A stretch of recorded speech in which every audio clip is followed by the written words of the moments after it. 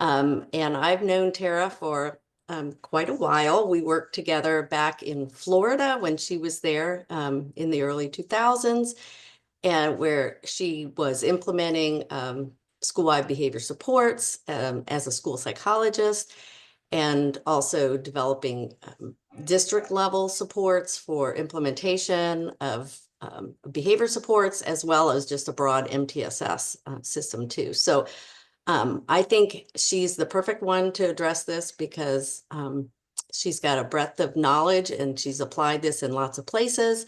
So I'm happy to turn it over now to Tara Davis. Thanks, Karen. Hello, everyone. I'm really happy to be here today and have the opportunity to share with you some of the lessons that I've learned since, I've been implementing PBIS at various levels for 20 years now. So I've been a school coach and a district coordinator. I've been a regional support person, and I worked for the Georgia Department of Education for 5 years, and then decided that I needed to come back to a district. And I currently work for Forsyth County Schools in Cumming, Georgia. And I'm only about 2 hours from, well, not even 2 hours from the South Carolina border. So I'm sort of in the northern part of Georgia, but just north of the city. We are considered a metro area school district.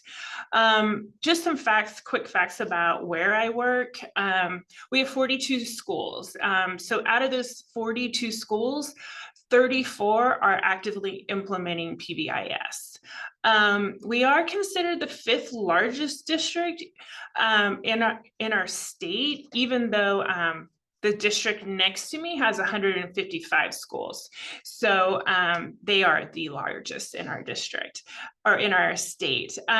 We are fairly diverse. We're a little uniquely diverse though. 42% of Caucasian, but then we have 35% of our student body is Asian Indian, and then 14% Hispanic, and then just fall into smaller subgroups from there. But we do have 69 languages spoken within our district. Karen, if you'll go ahead and move the slide. As many of you probably are very familiar with the PBIS implementation blueprint. This is something I utilize frequently, even though I've been, an implementer for 2 decades now. I always refer back to this, especially since it was just revised a couple of years ago. And they did a really nice job of simplifying the implementation process as far as like the systems change thinking into these 3 categories of getting ready, getting started, and getting better. So it's really, I'm going to use that terminology as we go through some of the lessons that I've learned with staff commitment and buy-in. So these are 7 components that we train our schools on when it comes to commitment and change. I'm not going to go through each one of these, but I'm going to blend them in as I'm talking about some of the lessons that I've learned throughout the years.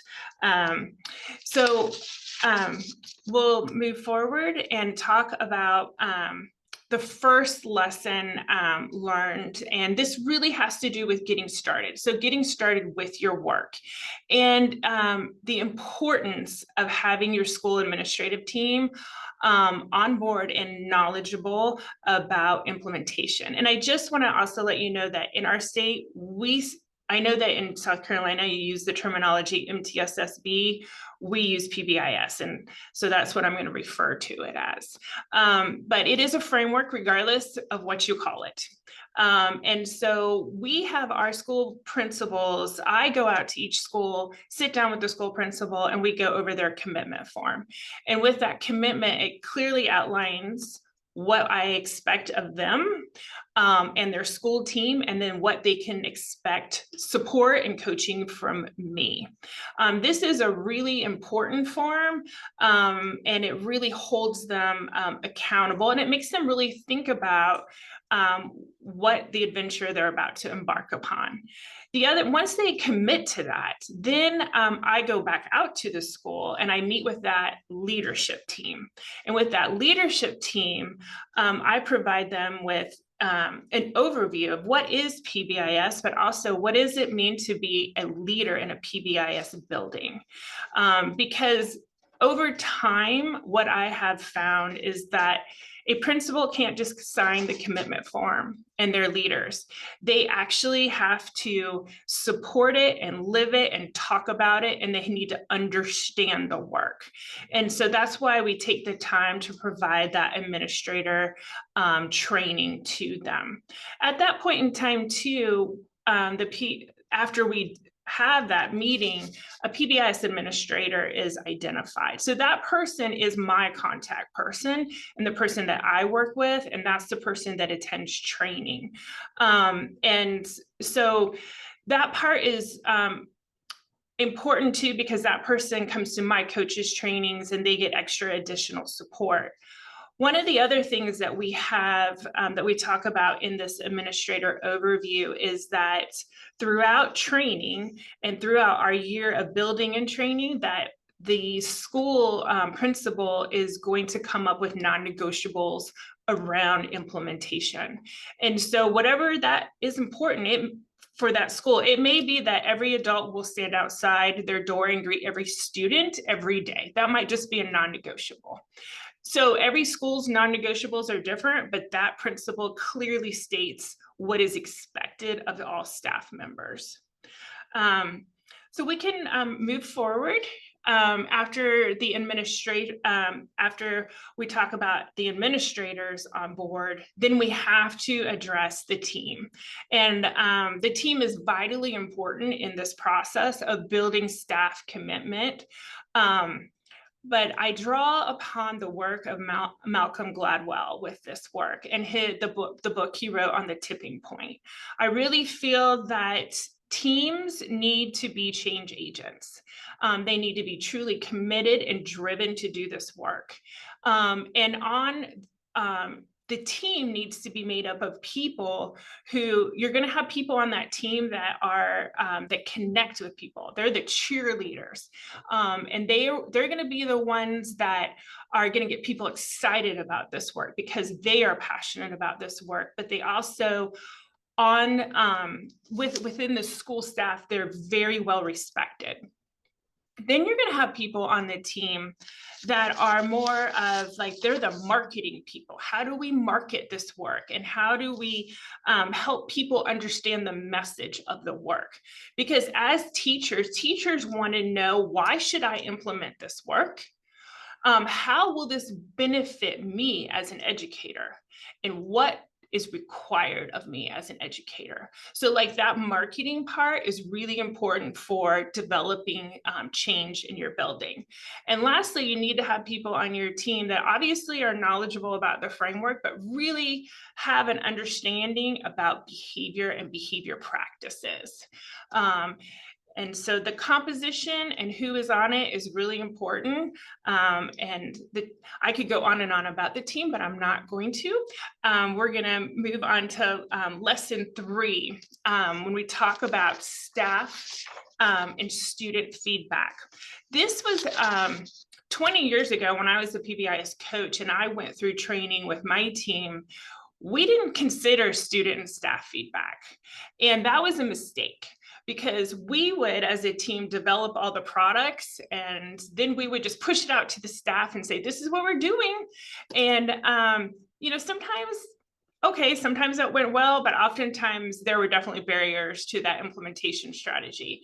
So I can't stress enough to you about gaining student and staff feedback. I'm going to show you some specific examples related to the bullets that you see on this screen.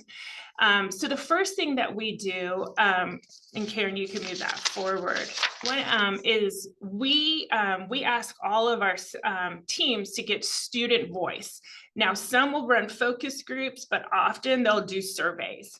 And this particular school, this is from one of my middle schools, they were really asking students about behaviors that are occurring in different locations. Because as adults, we think things are happening, But when you ask the students, then you really know what's happening. And this particular school, it was the bathroom. I kind of giggled at the last one. Don't throw wet paper towels on the ceiling. I'm like, oh my gosh, we used to do that when I was in school. Um, so, but this helps, one, it helps get student feedback so we know, but it also helps us with our rules in the bathroom, because the adults may not even really know what's going on in the bathroom.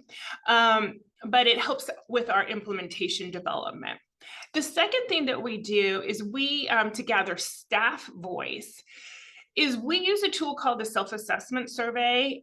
It's a free survey that we use on PBIS apps. And the way we use this is that staff take this before training. So staff have received no information on anything regarding implementation of PBIS. And during the training, the team gets the information back. And this is just a snapshot of what the results look like. And you can see here, the way they take it real quickly is every staff member takes it and they have to answer each question twice. So like behavior expectations, do you have those in your building? So the staff member is going to say it's in place partially or not. And then they're going to say, is that even important to me? So we're looking at perception data. And you can see from this particular school, when it's highlighted in red, that means that it's an issue, that we want that in our building. So the teams will then take this information back to the staff and say, these are the results. You guys want these practices within our building. So this team is going to go through training, and this team is going to help build these components. But throughout training, we're going to get feedback from you on everything that we built. And so that's how we use that tool. It's been very successful in the process. And then we take it every year as we go forward to kind of assess social validity. Okay, Karen, thank you. The next thing that we do, we have so much data. Everybody has it. But the one thing I can tell you is pick your data carefully when you present to staff, because not everybody loves data the way you love data. And so you need to make the data very important and impactful to the school. So one way is to, that really I have found that touches educators, and I believe you guys are going to learn a little bit more about this formula, so I'm not going to go into the formula a lot, but how much instructional time is lost in dealing with discipline issues? Well, this is a formula that really helps us understand the minutes, the hours, and the days lost due to office discipline referrals. And you can look at in-school suspension and out-of-school suspension. And this just really opens people's eyes to, oh my goodness, like if we could regain back 5 days a year and not deal with discipline, how does that make a positive impact on our academics? So this is a really good tool, and I think you guys will learn more about that. Another thing that I highly encourage schools to do is whatever activities that you do during training and that resonates with you as a team, and you're sitting there saying, oh, we need to do this with our staff, do it with your staff. I promise you it will help you down the road. So this is one activity that we utilize. It's called the human pyramid activity, and I even put the directions. It's in the resource section. And this is a great staff activity, and it really hits at the why and the what. It's fun, it's movement. And so I encourage you to look at that. And if you want any extra coaching on that later, I can help you with that. Unless you guys already do that activity, I'm not sure. Then the ideal student staff member, I'm sure you probably do something similar to, nope, you don't do this activity. Okay, so this activity is really where teams during training will say, what is the ideal student staff member? And the teams will just list like characteristics and values of what does that person look like in our building. Ideally, we want them to see that students and staff really do have the same like expectations and characteristics and values. But this is great to take back to your school, because you want to see what their perception is of values and characters that they want their staff and students to have at their school. And you could do this with the whole staff, but I kind of recommend more like grade level departments, and then you feed it back to the school team. This helps solidify your expectations in your building. Okay, next. Okay, this is, you must do that. This is like, you have to do this. My schools go back after they've solidified their expectations by and looking at their locations. They will draft out rules, but then they need to go back and get feedback from their grade level or their department on what are the rules that they think are important within that location. And the reason we do this is because if they don't have a say in what the rules are, they're less likely to implement those rules and use the feedback that is needed to readdress student behavior.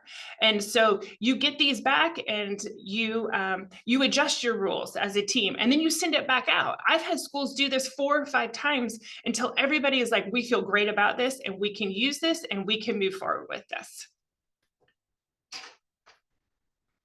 The next thing that we do is we really talk about, and I believe you guys will have this in your next day of training, and it's really talking about your discipline system.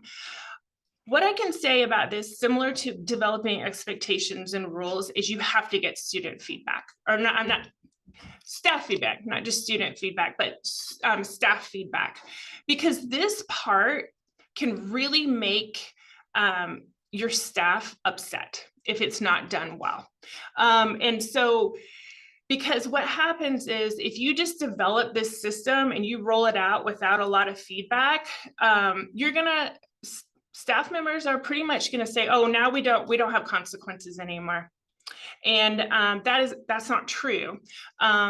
We do have consequences for behavior, but we just first would like you to teach behavior and teach replacement behaviors before we just move to straight consequences. And this is, so you have to take the time not only to educate them and understand the purpose of building a discipline system, but you also have to help get their feedback on the behaviors they see and the system in which they would like to implement and would feel comfortable with.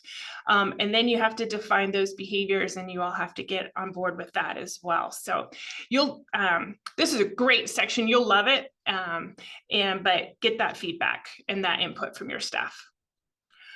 Okay, lesson 4. We're going to talk about ongoing communication with professional development. And this is, you will do this all the time. This is not one thing and you're done. So I'm going to talk about some of these bullets and give you some real examples. So Karen, if you will move. Thank you. So one of the things I highly recommend all of my school teams do is take the time to, when you roll out components of PBIS, our staff do not have to roll out everything at once. They can kind of just, go slow to go fast type of thing. But you have to roll out and give them a staff professional development calendar, because they need to have the skills to implement. If you give them a matrix with rules on it, they have to know how to talk to kids with it. So they have to know how to give corrective feedback, and they have to know how to give positive specific praise in order for that matrix to really work within your building. And so that's part of professional development. That does not come natural to everyone. So you can see here an example from one of my schools. They have all their climate work outlined for staff. So they even have their PBIS meetings on there, but when you see like a huddle is professional development for that school. And then they have other things that they have identified for the staff to be aware of, for, again, under that climate umbrella. But I recommend doing a semester by semester calendar for your staff. And then we'll move forward to, then the other calendar that I highly recommend you have is a calendar for teachers on when they're going to teach those expectations and rules and any other type of climate work that staff provide to students.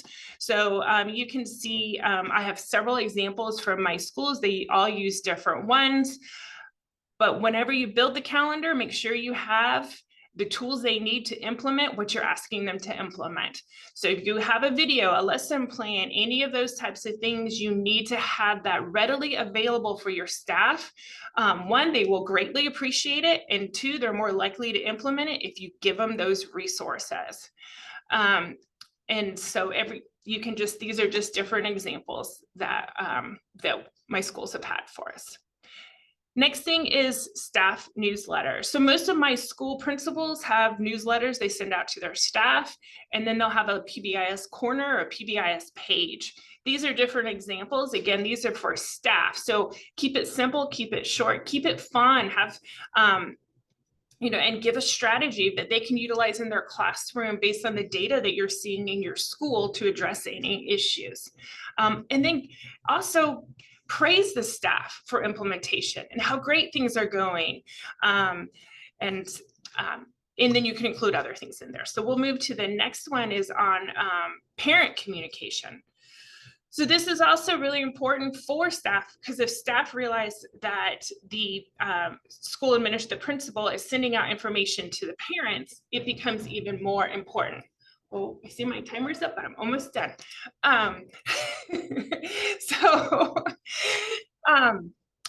This is a newsletter. I just wanted every newsletter that is sent, this is actually my son's school. So every 2 weeks, the principal sends out this newsletter, and that matrix is at the top of the newsletter and it's at the bottom of the newsletter. And she really reinforces that. Lately, we've been having issues, not just at that school, but at several of our schools around students they're just not using kind words. And though some of their words are unsafe, they're uncomfortable, and they're unwelcoming. And therefore, the principal has said, we will not tolerate these. And these are going to be the consequences. But she's making it very clear to the parents what is happening at that school. And so some of it is not very PBIS-ish, but at the same time, she's letting the parents know the consequence ahead of time and talking to the parents about how to communicate with their students so they don't make behavior errors in the building.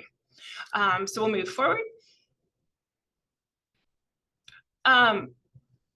As time goes on, you got to get feedback from your students and from your staff members. We do this every year. These are examples I provided for you, and that way you can change things all the time, and their feedback is showing it's important for implementation. And my last slide is just some advice about really taking things slow. If you're in a district and you have a couple schools implementing, it's not a race. It's not, I know we're all very competitive, but I promise you, if you just take it slow and steady, it will pay off so much. And take the time to meet with staff, to talk to staff, to get their feedback. But also, you're going to have staff members that are resistors. Take the time to get with them, have small group conversations with them, really work out like what are the barriers of implementation. And because they all touch the lives of students, and we want them all to be actively engaged in this process. We don't want people sabotaging. So really take the time to work with your staff and work with your leaders. And and then all these resources are available to you.